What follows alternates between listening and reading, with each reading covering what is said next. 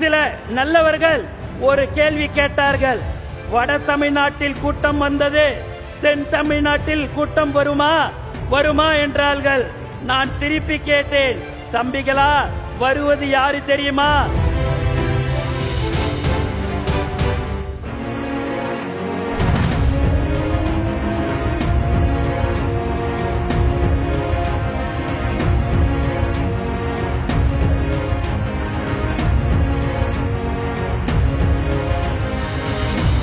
நம் தலைவர் அன்று ஒரு கட்சி அல்ல, ஒரு புரட்சியை தொடங்கினார். இன்று கோடிக்கணக்கான மக்கள் படையே இவரோடு நிற்கிறது. இதற்கு பெயர்தான் சத்தமில்லாமல் சாதனை செய்வது. இந்த மண்ணும் மக்களும் நல்ல முறையில் வாழ வேண்டும். அதற்கு நம் தலைவர் தான் நாட்டை ஆள வேண்டும். அவர் முதல்வர் நாற்காலியில் அமர வேண்டும். இந்த மாநாடு நம்முடைய எதிர்காலத்திற்கு ஒரு வலுவான அடித்தளத்தை அமைக்கும். இந்த விஜய், உங்க விஜய், உங்களுக்கான விஜய், உங்களுக்காக மட்டுமே இருக்கிற விஜய். உங்க கூட நிக்க, உங்களுக்காக நிக்க, உண்மையா நிக்க, உணர்வோட நிக்க, உறுதியா நிக்க, உங்க கூட பேச, உங்களுக்காக பேச, உண்மையா பேச, உணர்வோட பேச, உறுதியா பேச, உங்களுக்காக சேவை செய்ய உங்க விஜய் நான் வர.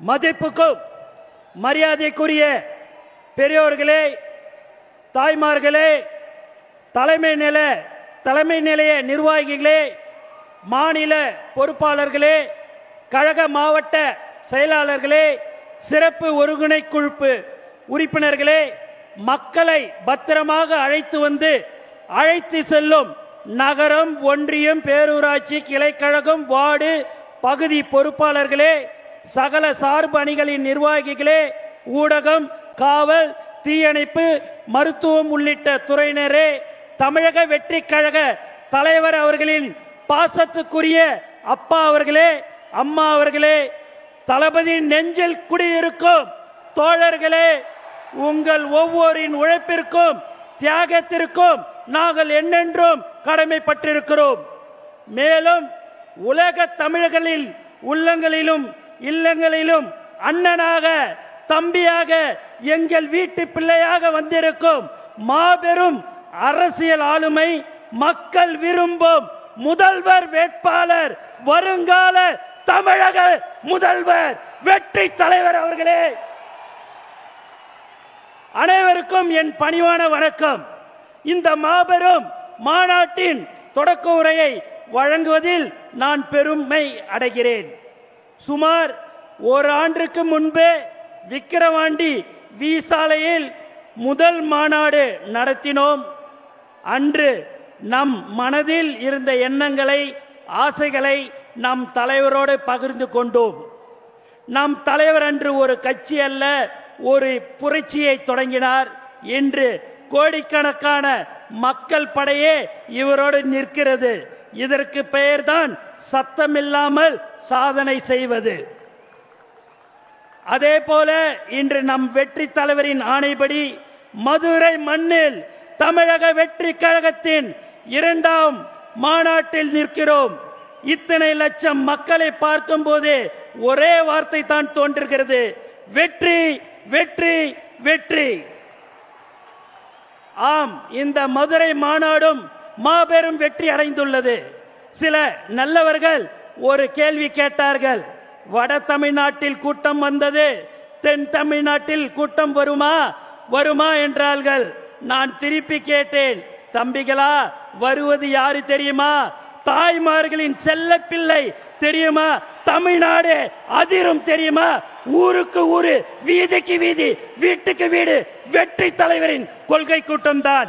வேறு எந்த தலைவருக்கும் 3 நாட்கள் முன்பே குடும்பமாய் கூட்டம் வராது.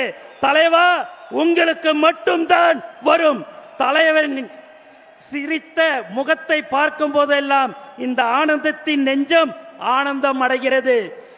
நீங்கள் இன்றைய அரசியல் ஆளுமை நாளைய முதல்வர் உங்கள் பின்னால் நிற்பது பாசத்துக்குரிய கட்டுப்படும் ராணுவ படை.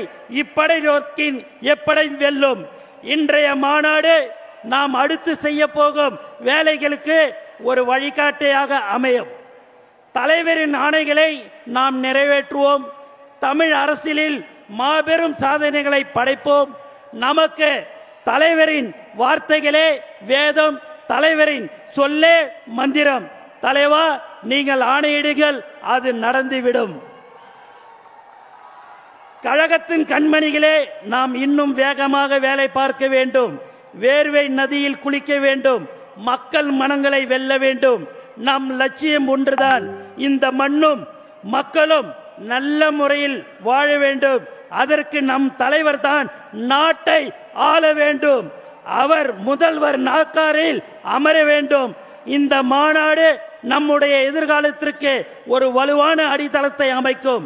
இந்த மாநாட்டிற்காக 2 மாதங்களாக அயராது உழைத்த கழக மாவட்ட செயலாளர்களே, சிறப்பு ஒருங்கிணைப்பு குழு உறுப்பினர்களே, நகரம், ஒன்றிய, பேரூராட்சி கிளை கழகம், வார்டு, பகுதி, கள சகல சார்பணிகளின் நிர்வாகிகளே, உங்கள் அனைவருக்கும் நெஞ்சார்ந்த நன்றியை தெரிவித்துக் கொண்டு எனக்கு வாய்ப்பு கொடுத்த தலைவர்களுக்கு நன்றி கூறி விடைபெறுகிறேன். நன்றி, வணக்கம். நம் தலைவர் அன்று ஒரு கட்சி அல்ல, ஒரு புரட்சியை தொடங்கினார். இன்று கோடிக்கணக்கான மக்கள் படையே இவரோடு நிற்கிறது. இதற்கு பெயர்தான் சத்தமில்லாமல் சாதனை செய்வது. அதே போல இன்று நம் வெற்றி தலைவரின் ஆணைப்படி மதுரை மண்ணில் தமிழக வெற்றி கழகத்தின் 2ஆம் மாநாட்டில் நிற்கிறோம். இத்தனை லட்சம் மக்களை பார்க்கும் போது ஒரே வார்த்தை தான் தோன்றுகிறது: வெற்றி, வெற்றி, வெற்றி. ஆம், இந்த மதுரை மாநாடும் மாபெரும் வெற்றி அடைந்துள்ளது. சில நல்லவர்கள் ஒரு கேள்வி கேட்டார்கள்: வட தமிழ்நாட்டில் கூட்டம் வந்தது, தென் தமிழ்நாட்டில் கூட்டம் வருமா என்றார்கள். நான் திருப்பி கேட்டேன்: தம்பிகளா, வருவது யாரு தெரியுமா? தாய்மார்களின் செல்ல பிள்ளை தெரியுமா? தமிழ்நாடு அதிரும் தெரியுமா? ஊருக்கு ஊரு, வீதிக்கு வீதி, வீட்டுக்கு வீடு வெற்றி தலைவரின் கொள்கை கூட்டம் தான். வேறு எந்த தலைவருக்கும் 3 நாட்கள் முன்பே குடும்பமாய் கூட்டம் வராது. தலைவா, உங்களுக்கு மட்டும்தான் வரும். தலைவரின் சிரித்த முகத்தை பார்க்கும் போதெல்லாம் இந்த ஆனந்தத்தின் நெஞ்சம் ஆனந்தம் அடைகிறது. நீங்கள் இன்றைய அரசியல் ஆளுமை, நாளைய முதல்வர் உங்கள் பின்னால் நிற்பது பாசத்துக்குரிய கட்டுப்படும் ராணுவ படை. இப்படை நோக்கின் எப்படை வெல்லும். இன்றைய மாநாடு நாம் அடுத்து செய்ய போகும் வேலைகளுக்கு ஒரு வழிகாட்டியாக அமையும். தலைவரின் ஆணைகளை நாம் நிறைவேற்றுவோம். தமிழ் அரசியலில் மாபெரும் சாதனைகளை படைப்போம். நமக்கு தலைவரின் வார்த்தைகளே வேதம், தலைவரின் சொல்லே மந்திரம். தலைவா, நீங்கள் ஆணையிடுங்கள், அது நடந்துவிடும். கழகத்தின் கண்மணிகளே, நாம் இன்னும் வேகமாக வேலை பார்க்க வேண்டும். வேர்வை நதியில் குளிக்க வேண்டும். மக்கள் மனங்களை வெல்ல வேண்டும். நம் லட்சியம் ஒன்றுதான். இந்த மண்ணும் மக்களும் நல்ல முறையில் வாழ வேண்டும். அதற்கு நம் தலைவர் தான் நாட்டை ஆள வேண்டும். அவர் முதல்வர் நாற்காலியில் அமர வேண்டும். இந்த மாநாடு நம்முடைய எதிர்காலத்திற்கு ஒரு வலுவான அடித்தளத்தை அமைக்கும். இந்த மாநாட்டிற்காக 2 மாதங்களாக அயராது உழைத்த கழக மாவட்ட செயலாளர்களே, சிறப்பு ஒருங்கிணைப்பு குழு உறுப்பினர்களே, நகரம், ஒன்றிய, பேரூராட்சி கிளை கழகம், வார்டு, பகுதி, கள சகல சார்பணிகளின் நிர்வாகிகளே, உங்கள் அனைவருக்கும் நெஞ்சார்ந்த நன்றியை தெரிவித்துக் கொண்டு எனக்கு வாய்ப்பு கொடுத்த தலைவர்களுக்கு நன்றி கூறி விடைபெறுகிறேன். நன்றி, வணக்கம். தெய்வத்தால் ஆகாது எனினும் முயற்சி தன் மெய் வருத்த கூலி தரும். தம்பி தலைமை ஏற்கவா, தம்பி தலைமை ஏற்கவா அப்படின்னு அண்ணா கூறினார். 1967 எப்படி அண்ணா வந்து தம்பிகளை பார்த்து தம்பி தலைமை ஏற்கவா என்று அண்ணா தன்னுடைய தம்பிகளுக்கும் இளைஞர்களுக்கும் கூறினாரோ, அதே போல இந்த மதுரை மண்ணில் இந்த பாண்டிய நாட்டில் தமிழகத்தின் குரலாக 1967, 1977, 2026 உங்கள் விஜயாக முதலமைச்சராக உறுதியளிக்கக்கூடிய எங்களுடைய தலைவர் அவர்களே, பொதுச் செயலாளர் அவர்களே, என்னுடைய வணக்கத்தை கூறி, அதாவது நேற்றிலிருந்து ஒரு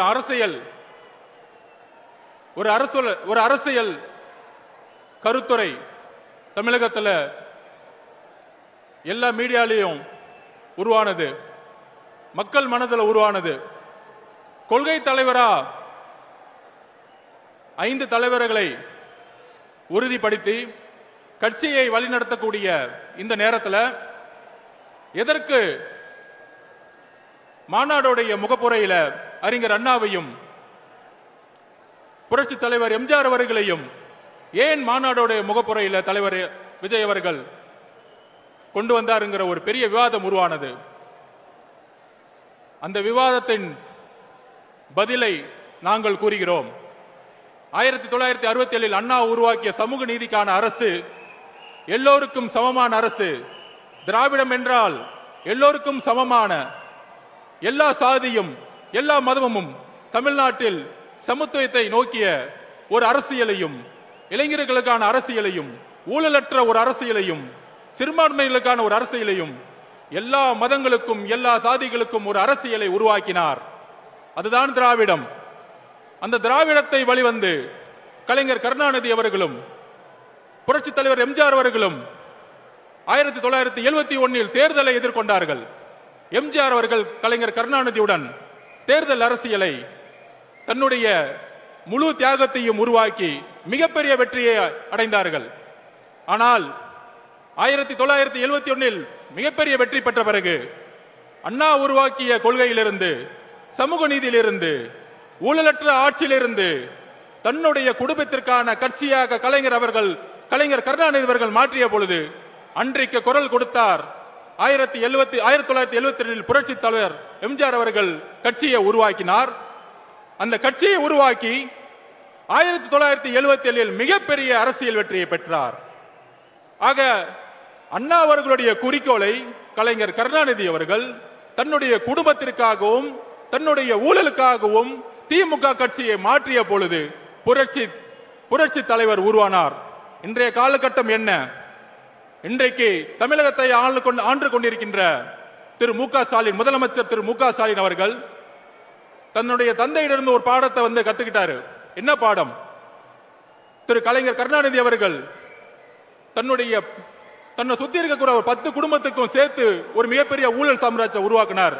ஆனா இன்னைக்கு மாண்புமிகு முதலமைச்சர் அவர்கள் அந்த 10 குடும்பத்தை ஒழிச்சு தன்னுடைய 2 குடும்பம், தன்னுடைய மருமகன், தன்னுடைய மகன் என்கின்ற ஒரு குடும்பமாக ஊழலை உருவாக்கி இன்னைக்கு ஒரு அரசியலை உருவாக்கி சமூக நீதியை மறந்து, அதாவது தமிழகத்தில் முதல் முதல்ல ஒரு அமெண்ட்மெண்ட் கொண்டு வந்தாங்க சோசியல் ஜஸ்டிஸ்க்காக. ஆனா இன்னைக்கு சாதிவாதி கணக்கெடுப்பு நடத்த மாட்டாரு.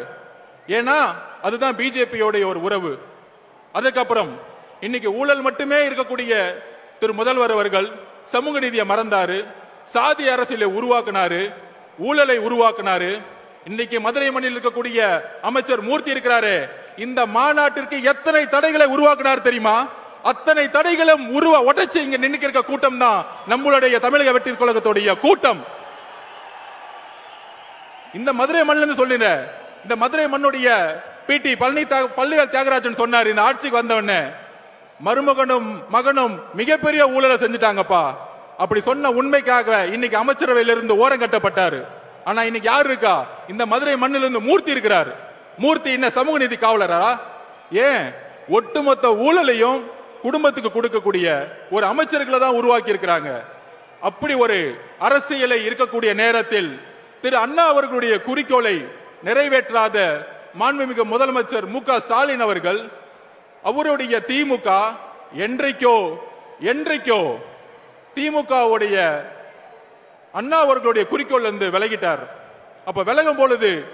யார் அண்ணாவுடைய கொள்கைகளை இன்றைக்கு கடைபிடிக்க முடியும், நிர்வாகத்தில் கொண்டு வர முடியும்?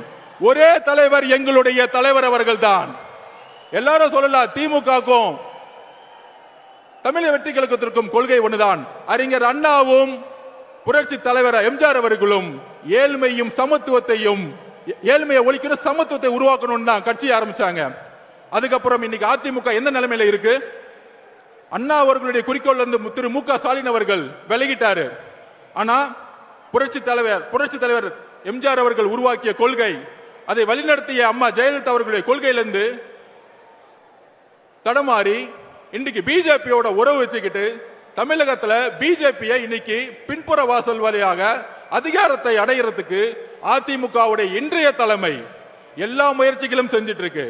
அப்படி இருக்கும் பொழுது நாங்கள் உறுதியாக கூறுகிறோம், அறிஞர் அண்ணாவுடைய கொள்கைகளையும் புரட்சி தலைவர் எம்ஜிஆர் அவர்களுடைய கொள்கைகளையும் உள்வாங்கி அதை அரசியல் வெற்றியாக மாற்றி 2026 மிகப்பெரிய இளைஞர் புரட்சியை உருவாக்கி தலைவர் விஜய் அவர்கள் முதல்வராக உருவாகி அந்த கொள்கையை நிறைவேற்றக்கூடிய வலிமை எங்களுடைய தலைவர்களுக்கும் தமிழக வெற்றி கழகத்திற்கு மட்டும்தான் இருக்கிறது. இதற்கு தான் எங்களுடைய பதில். இன்றைக்கு பிஜேபி எந்த அளவிற்கு பின்புற வாசல் வழியாக இல்ல, முன்புற வாசல் வழியாக, நேற்று கருப்பு சட்டம் 30 நாள்ல ஒரு குற்றச்சாட்டுனா ரிசைன் பண்ண சொல்றாங்க. அந்த அளவிற்கு கருப்பு சட்டத்தை, மாநில சுயாட்சிக்கு எதிராக பிஜேபி தன்னுடைய கொள்கைகளை உள்வாங்கிக் கொண்டிருக்கிறது. அண்ணா 1967 அண்ணா அவர்கள் கூறியது போல, தலைவர் அவர்களே, தம்பிங்களை அலையுங்கள், தம்பி தலைமை ஏற்கவா, மன்னராட்சியை ஒழிக்க தம்பி தலைமை ஏற்கவா, மதுரை மண்ணிலிருந்து புறப்படுவோம், மதுரையை எப்படி பாண்டிய மன்னர்கள் மக்களுக்கான ஒரு அரசை உருவாக்கினாரோ அப்படி ஒரு அண்ணா அவர்களை கூறியதை போல ஏழைகளுக்கான அரசாக, ஒரு நேர்மையான அரசாக உருவாக்க எங்கள் தலைவரை நாங்கள் அழைக்கிறோம். தம்பி வா, தலைமை ஏற்கவா. நன்றி, வணக்கம்.